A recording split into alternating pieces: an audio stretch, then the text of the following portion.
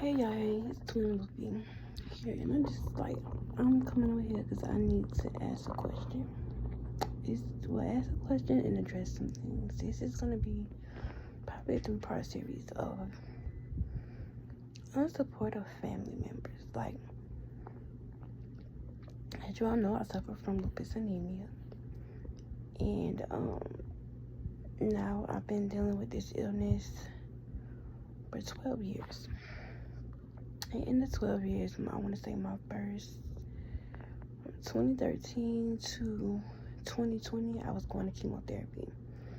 And then in 2021, I started a treatment, late 2021, in September to be exact, I started a treatment called Saphnelo, which is not necessarily chemotherapy.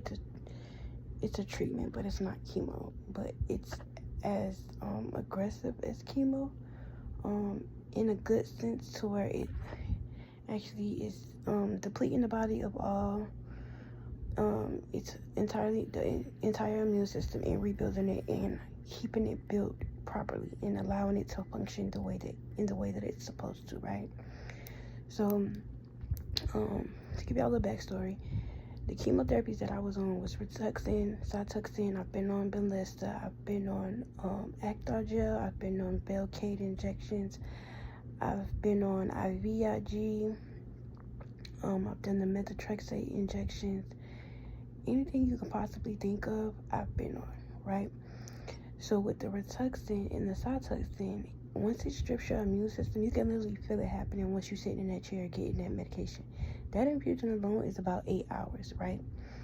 So I would go to the doctor. I'd be there at like 7. They open at 8. I would be there at 7. Only because I'm a heart stick, and it would literally take them that whole first hour just to get a line and the blood drawn. Now, in the beginning, I was going to this treatment center where your family, they could come, but they couldn't sit in the back area like with you. Like, they would have to wait out in like a waiting room or whatever. So in the beginning, my dad would drop me off, and then he would come back and get me. He had sat with me at one of my treatments, and that was when I was getting it, and I was admitted in the hospital, and it was like running overnight. Because of the 8 hours, he has to go to work. He can't be there the whole 8 hours. But he was taking me and picking me up. Now, when I would go, I would literally have a bucket in the car, or a bag, because I knew once I finished, I would be vomiting the whole way home. Mind you, my treatment site was like an hour away. And I get into detail about that later. But it was an hour away. And with that medication, the minute they start pushing it, you literally start throwing up. So I would go on Tuesdays to get it done. It was originally supposed to be like you get it every 8 weeks, and then you take a 2-week break, then you get it at 8 weeks. But in the beginning, I had these doctors that kind of really was like, oh, my case was so aggressive. So I was skipping the 2 weeks. I was getting it straight through constantly every week. Like, once I started, I did not stop. Right until I built up enough antibodies to that specific drug, and then they switched it to something else. And then that would be like once a month I would go get it. And then that literally was like that, right? So in the beginning, my dad was literally the only person, him and my grandma, which is his mom, that was helping me through this. So they would take turns like bringing me down there or whatever like that, and I would have their support, right? Even with going to all my doctor's appointments, my dad was there. He would be able to take off a half a day of work, take me to my appointment, bring me back home, and then go back to work. As time progressed, I started back driving myself. So I got my car in 2018. My grandma on my mom's side bought me a car because by this time, the car that I had, it was leased, and my lease was up. I didn't have a car. I was saving to get another car, but because back then my disability was so little, I'm like, it's gonna take me forever to save for a car. So I would be Ubering to and from the hospital when I would have like a really bad lupus flare. I would be Ubering, or I would have a family member take me. I mean, not even a family member. My daddy would take me. I had a friend who would come and get me. My brothers would take me. Well, my grandma would take me, right? But I had that little bit of support. So I had my dad always like knowing that I couldn't depend on my dad, my grandma, right? My other grandma doesn't live here. She lives in Georgia. My mom lives here, but at the time she was, down the street doing her own little thing, right? Get into that later too. So with me going to treatment, and then once I started going to treatment, I met my dear sister that I have now. We lived in the same area, so we would ride together to go down there to take the hour drive together and come back together, because we literally be the last two. We'd be the first two there and the last two to leave. So in a sense, I was comfortable because I had her support, then I had my lupus supporters on my Facebook page, and then I had my dad. So I was comfortable. Okay, so in 2018, my uncle passed away. When my uncle passed away, my mom wanted me to come live with her. She wanted me to come live with her so that I can teach her how to take care of me with my illness and everything that goes along with it. Okay, cool. All I ever wanted from when I got sick is for my mom to be present. I'm always here, and I promise you guys, like, mentally, emotionally, I was drained, I was tired, I was sad, I was depressed, like, all of the above, right? Here I am thinking I'm coming into something that's going to be, like, loving, like, warming, welcoming, some type of understanding, we growing, we learning, we go together, right? It's complete opposite. In the beginning, it was okay, but then when I had to constantly be in and out of the hospital, constantly in and out of the ER, I started to see that it became a problem. It wasn't more so like my child is sick. It's more so like, what's wrong now? Or what ain't wrong? Or why? Always was the question, but nobody would ever come to the doctor to see and understand what I'm really like going through. So in the sense, I started to shut down. I wouldn't say too much, and if I had to go to the hospital, that literally would be my thing. I'm like, I'm going to the hospital. Don't give no type of explanation. Ain't no need to give no explanation. Why? Because you're going to have attitude, and it's going to make me upset. But you can be present for everybody else and everything else. But when it comes to me, it's an attitude. It's a type of thing over something I had no control over, right? So, up until, I want to say 2022, my lupus has been going crazy. When I say crazy, I mean crazy. Attacking everything you could possibly think of. My brain, my heart, my lungs, my kidneys, my liver, my spleen. I had to get my gallbladder removed. I have now like a growth growing on my liver, growing on my cervix. Now I'm on birth control to eat away whatever this growth is. I was having stomach issues where I wasn't keeping food down. I was barely eating. I wasn't barely gaining no weight. It was a lot, and then I would gain the weight from the prednisone, and then once the weight drops off, then I'm back looking like I'm malnutrition. So,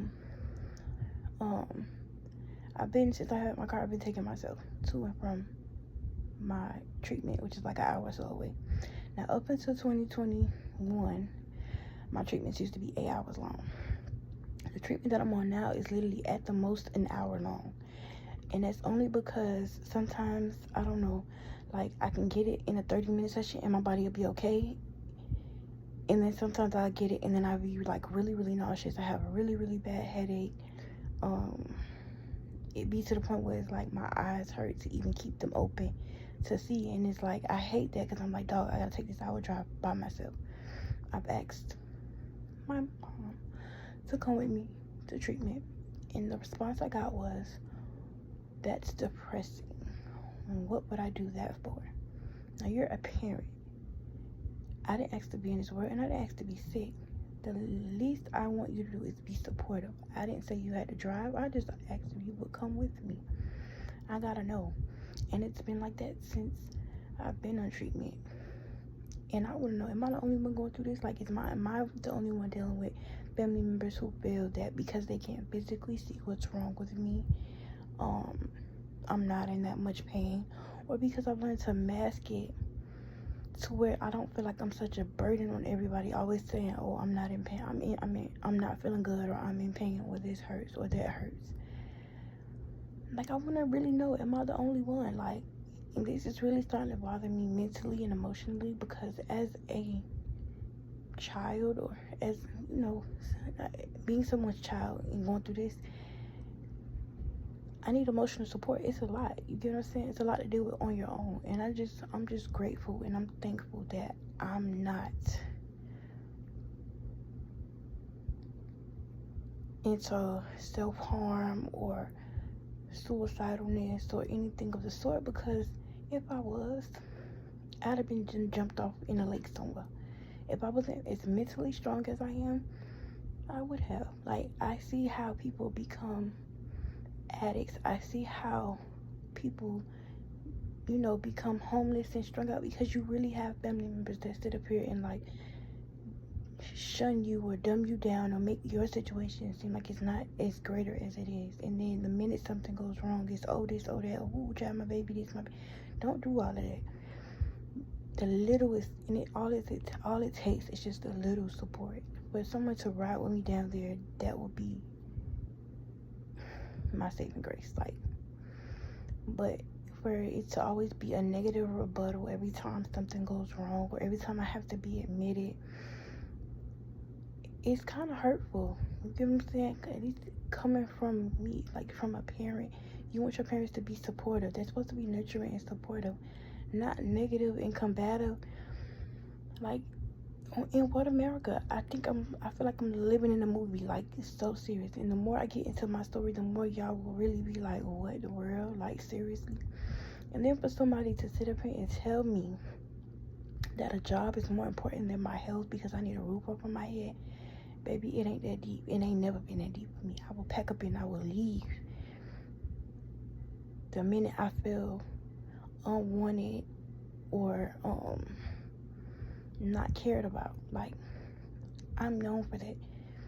I probably done lived 100 different places in my 32 years of life, from living with people, like, and not feeling welcome or not feeling supported. And it's a lot going through this on a day-to-day, to wake up in pain, to go to sleep in pain, to take medicine and still have some type of irritation. It's stressful. Mentally, it's draining. Like, seriously. And then the insomnia that comes along with it doesn't make it no better. And then to not have the emotional and mental support, it's just like, am I good enough? But I know I'm good enough because I know how far I've came. So I've learned to not let people dim my light. But because it's this specific person, it's bothering me. And I thought as time progressed, as time got, like, go on and on, it would have gotten better. You get what I'm saying? But it hasn't. It's more negativity. It's more, well, why that isn't fixed, or why it ain't fixed yet, or why you ain't in remission yet, or what's taking it so long for it to go away, or I know people who don't go through that or haven't had knee replacements. It's like, don't compare me. You cannot compare two lupus stories together. You cannot. No two lupus cases are the same. Why? Because everybody is not made up the same, right? So my only support I really have is my dad and my siblings, and I rely on them for emotional support, like emotional and mental support, right? Because I feel like my dad has done his share. I feel like my dad has gone through enough with me through my rough season, that now that I'm in my well season, yeah, I might have like little hiccups, and that's all it is. It's like little hiccups. If I'm going to the hospital, it's because either I have an ear infection or I'm in a whole bunch of pain, and my pain medicine ain't touching the pain that I'm in, or I'm throwing up to the point where I can't keep the pain medicine down. Those literally have been the reasons I've been going to the ER these past couple weeks or so. I recently got admitted because I had a double ear infection and my white count was dropping. And the only reason they kept me is because the white count was dropping. But had it not dropped, I'd have been home. Like, I have not been admitted in 3 years. So to be admitted and for someone to catch a hard down attitude about me being hospitalized for the first time in 3 years is crazy to me. Like, but to see you show up and be present for other people is what hurts the most. It's like, you're my mom. You're supposed to be there for me. Granted, okay, I have somewhere to live that I don't have to pay rent, and I'm grateful for that. But I'm also dealing with a chronic illness, and I need you to be supportive in that sense. But to not have that support and to be belittled and picked on and made fun of, it's not cool, like, at all. To me, nothing about that is cool. Calling me Hobbalon Sally is a problem. It's not funny to me. It's not funny at all. And then when I be like, oh, I'm having this episode, or I have Raynaud's, I have neuropathy, I have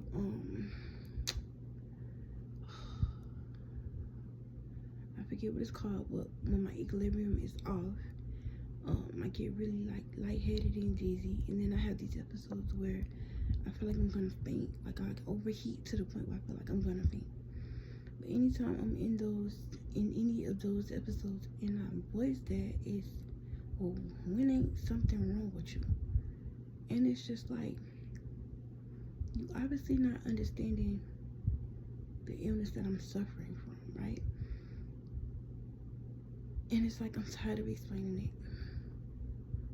I'm tired of going over what I'm allergic to. I'm tired of explaining why I go to the doctor that I go to.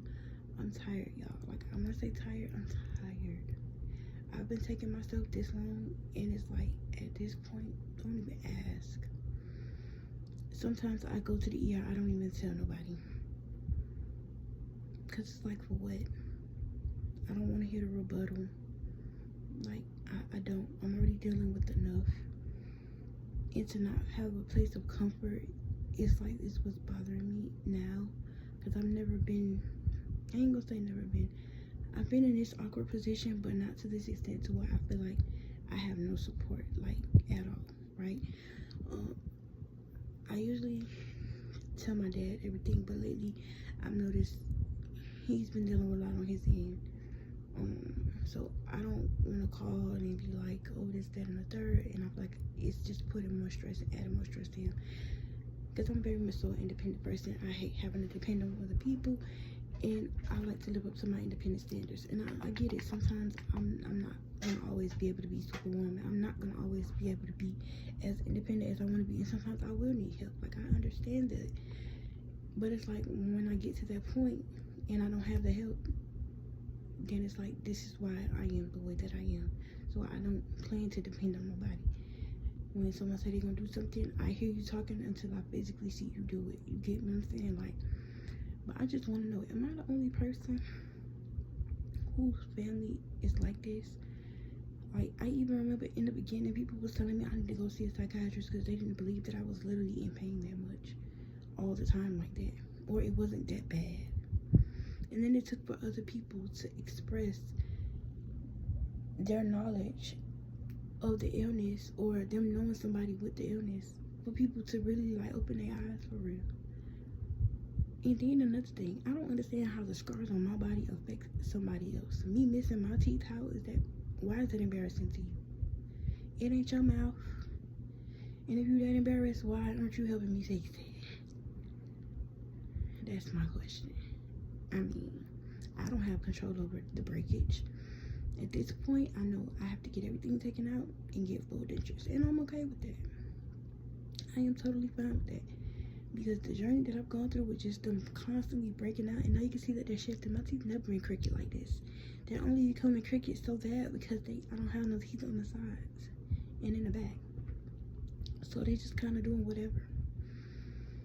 But soon I'm gonna have my teeth, and when I get them, I don't want to hear nothing from nobody. Nothing. Absolutely nothing. But I'm not going to dim my light. I'm not going to stop sharing my story. I'm not going to feel sorry for myself. I'm not going to be embarrassed. I'm not ashamed of what I go through. I feel like God give his toughest battles to his toughest soldiers. And I promise y'all, me being diagnosed with lupus has showed me how strong I am as a person. Mentally, emotionally, even in my everyday life. Like, when I go to work, I do my top dollar. I do to the best of my ability. Why? Because people expect from me to be like, oh, I can't because of this, or I can't because of that. Now, yes, am I gonna ask for specific accommodations? Yeah, I'm gonna ask if I can sit down. That I'm gonna do, because I have my knees are totally replaced. And standing wise, like once I'm been standing for like 8 hours, I'm swelling. And it's like it don't fail. I'm gonna swell. Like it's no way around it. My knees are gonna, like where my incisions are, it's gonna swell. It's gonna be uncomfortable. My implants are gonna become heavy. My back gonna start hurting. And y'all, I'm gonna need to let that down. I'm gonna need to sit down and break. But I'm gonna get the job done. I always do. As long as I'm not outside and it ain't raining, I'm good. You get what I'm saying? But it's just the support aspect of it. I just want people to understand. I just want them to be present. That's all. I'm not saying you got to take me no bath, put my clothes on for me. I'm not saying none of that. I'm just asking for you to be present. That's it. And people don't understand that. That's all it takes. I worked in treatment for so long. Like, I always wonder, like, how people get to this point. Like, what really pushed them to this point? And now that I'm going through this, I can see why. I can see how. I understand. Like, when they be like, oh, well, my mom did this and this on me, or, you know, didn't support me in this manner. Like, dog, it got to that point the way you literally just was like, okay, I'm just keep smoking weed, and it's gonna make you better. It's gonna make you better because I ain't gonna be able to think about it and be too high to think about it. So I'm gonna just keep doing it. I understand now. I get it, and I pray and I thank the Lord every day. I thank God every single day for having a strong mindset, for understanding that everybody's not gonna respond the way I'm able to respond. Everybody's not gonna be supportive, even though it's family. I have strangers, people who I ain't even meet yet in real life, tell me they love me, call me on the daily, text me on the daily, or write me and be like, I've been following your journey, you're my inspiration. That's what keeps me going. Knowing that I'm helping other people is what keeps me going, mentally, honestly, in all true honesty. Me sharing my story is what's keeping me going, because I'm not being quiet. I'm not ashamed of everything I've gone through and what I'm going through. I'm not ashamed of it. Why? Because I have no control over it. All I can do is go through it, get through it, get over it, and keep going. You know what I'm saying? Like, I can't let it stop me. Why? For what? If I'm still able to wake up and still be able to use my limbs, I'm going to do so. And that's exactly what I'm doing. And I think that's another thing. Like, people are upset that I'm not sitting and wallowing in my depression. Like, I've gone to school, going to chemo, going to school. I wasn't supposed to be around them people. I wasn't supposed to be going to school. I was supposed to be going home, to be in isolation. But I didn't. No. I surely took my butt down to them people's schoolhouse for them 4 hours, them 3 days out of the week. And I kid you not, every single week I ended up back in the hospital. Right after class, I'm going right to the hospital because I got infected from being around the people. And then my doctor was like, well, you gonna keep doing it? Yes, because I have to finish school. Like, right now, I'm back in school, but it's online. And it's like, school is like my escape from just everything else that's going on in life. I started writing my book. Once in the beginning of my diagnosis, I kind of stopped doing it. I had put it down for a second because it was just so much. My life was just all over the place. And I just could not mentally get it together to continue to write it. But now that I'm in this state and feeling these emotions and allowing myself to feel these emotions, I'm going to keep writing it. And I'm going to probably publish the first half of it sometime. I'm trying to figure out that part of, like, publishing and all that other stuff. So once I get that figured out, I'm going to get it done. But I'm going to come back with a part 2. And it's going to be kind of like, I'm gonna start from the beginning, with my journey from the beginning, so y'all could kind of get a feel of where I'm coming from and why I feel the way that I feel.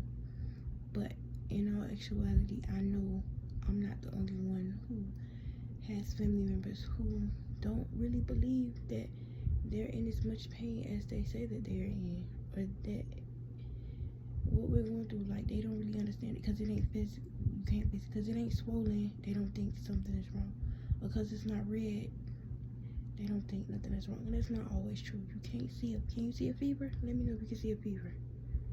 Can you see an earache? Can you see a toothache? Can you see a headache? Just think of it like that, but 12 times worse, and it being all over. I'm talking about from head to toe. Right now, I'm going through these bad neuropathy episodes, y'all, and I promise you, it's to the point where I don't even want to take a bath. I take a bath though, but I don't want to because it hurts so bad. I was in real tears today and yesterday, trying to hurry up and take a bath because the neuropathy was like, it was burning really, really bad. And it's only in my toes right now, and I think that's so weird because it just randomly came out of nowhere. Like, my hemoglobin is at 30. My platelet count was at 1,800. So I don't understand why I'm going through this neuropathy episodes. I don't understand. But I do know I want them to leave me alone. But y'all let me know in the comment section. Am I the only one whose family members are not supportive? And if so, like, what are your coping mechanisms? Because my next step is to start therapy. Like, and for the longest, I was like, I don't need therapy. I don't need to go sit on nobody's couch. I don't need to talk to nobody. Like, I've learned to mentally compart my feelings in a compartment where I just put them over here, and it is what it is. I went through it. I got over it. Cool. But whereas I thought I got over it, I haven't really gotten over it. I just kind of like swept it under the rug, put it in the back of my mind. And now that I'm back in this situation, it's like pouring salt on the open wound. Like, I have to do something, y'all, because it's mentally and emotionally, it's draining me. I'm depressed behind it, and being depressed is not cool. I've been like depression sleeping, depression eating, and that's not good. Isolating myself, like keeping my phone on don't disturb, not reaching out to nobody, not wanting to leave the house, just like all type of just staying to myself, because it's like I don't want to make the wrong move, but then I don't want to do something, and then they be like, oh, what'd you do that for? Oh, this and that, da da da da. And then that's another thing. Somebody said it was selective. People don't understand we have some days we are better than others. Like, I kid y'all not, if I get up and I could wash dishes, I could clean the bathroom, I could do my laundry, I could fold it, I could literally like sweep and mop my room. But baby, when I do decide to sit down, I'm gonna be swollen, tired, and in pain. And then the next day, I'm gonna crash. And that's just how lupus is. Like, you can have a good day and get up and do a whole bunch of stuff. Like, I used to could not go grocery shopping, come put up the groceries, and cook the same day. I used to could not do that. I would be in too much pain after the putting up groceries part. So I would either go get fast food or eat a couple noodles or something, make a sandwich. Something simple. Nothing too major. But if I would cook, I ain't doing laundry. Like, I put it on, wash or dry, but I ain't folding it the same day. But now that I'm on the medicine that I'm on now, I have a little more grace. I can do that. Yes, it's more so like I have a longer period of being able to do things, but I'm still going to end up in pain at the end of the day. And I think another part of it too is because I don't take my pain medicine all day like I'm supposed to. I'm supposed to take it like 3 times a day, but I don't do that because I be wanting to function. And not granted, now I've been on it long enough to where I'm not drowsy behind it, and I don't go right to sleep. But when I take it, I'm gonna be sleepy. I'm gonna want to lay down. I'm gonna want to relax, right? Sometimes I used to take it at work because to get ahead of the pain, and I found that doing that also, it kind of helps with me when I have a lot of stuff to do. Taking it before the pain starts, so that once the pain do decide to like show up, I could take another one and it'll just go right away, and I'll be okay to keep going. And with my ankles swelling, my knees and stuff swelling, at this point I don't learn to just like work around it. That's why I say, like, when I get, cause I would take one right before work started, and then I used to go to work from 2 to 11, so I take one right before 2 o'clock, get up, eat, take one before work, and then I take another one again like 8 or 9 o'clock, because by then I've been studying all that time, running around the pharmacy all that time, and the pain would be like, okay girl, hey, yeah, no thank you. So yeah, And if y'all got any more questions for me, drop them down in the comments. I'm a cool person. I'm an open book. Nothing you ask is a stupid question, because a lot of people don't know about lupus, and it needs to be talked about more, especially in the us community. Ours is a little different from the other people community. So if y'all have questions, ask freely. But y'all let me know how y'all families respond to y'all and y'all chronic illness. It could be MS, it could be sickle cell, it could be lupus, it could be cancer. Like, I think it's so weird and so insensitive for people to not be supportive of you during these times. Not saying we want a pity party, no, we just want the mental, emotional support. That's all. Is that asking for too much?